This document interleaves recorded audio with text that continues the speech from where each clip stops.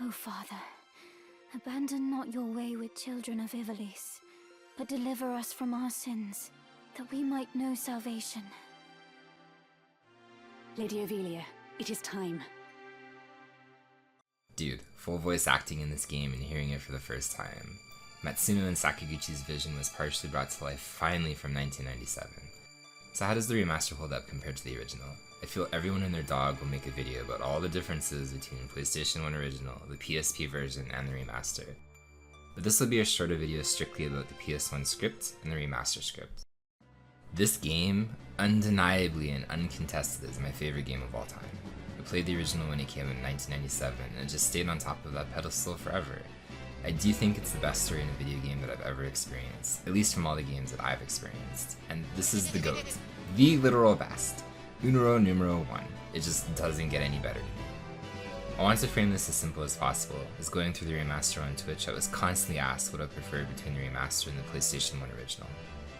I'll summarize it very quickly on that front. If you're looking for the most accessible way to play this game, and you never have before, the remaster immediately wins. All of the quality of life things that it added aren't all positive in my opinion, but the big ones, like being able to fast forward through battles and skip random encounters, are huge enough that they overshadow smaller things like teleport costing 3000 JP. The story though is where I'm so conflicted. If you've still never played this game in your life, and you were on your deathbed and you had a choice between the PlayStation 1 and the remaster, I really do think at the end of the day the PlayStation 1 script is much stronger.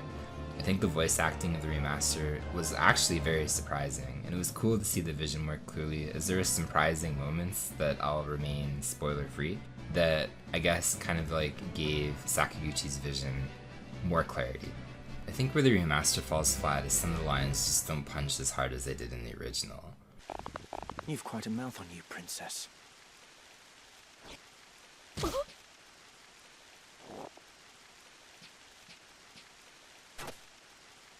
Hold there!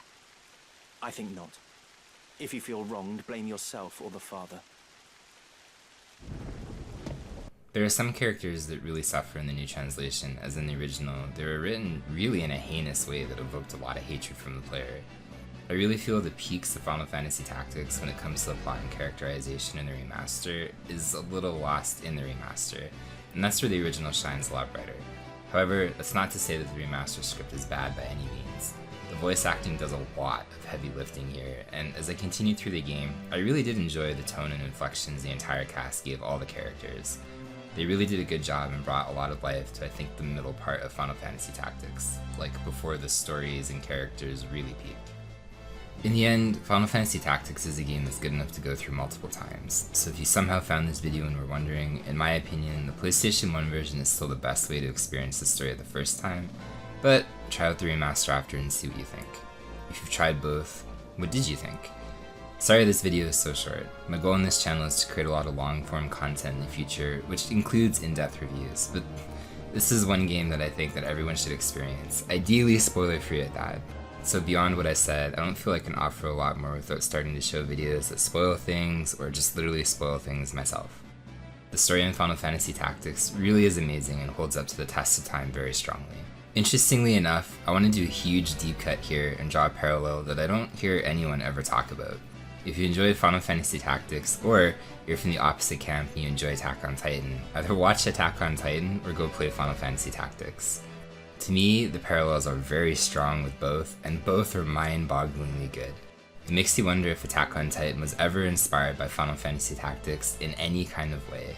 Both feature cycles of power and oppression, conflict between assigned duty and the struggle between loyalty, and constantly walking the lines of gray morality. Both deal with the cost of war, loss, hidden truths and manipulation from higher powers, and storytelling that focuses on individualism versus a system. Can one single person, or a small group of people, change the world defined by centuries of entrenched injustice? And lastly, betrayal and shifting alliances. I feel all of these are very common plot points between the two, so go enjoy both.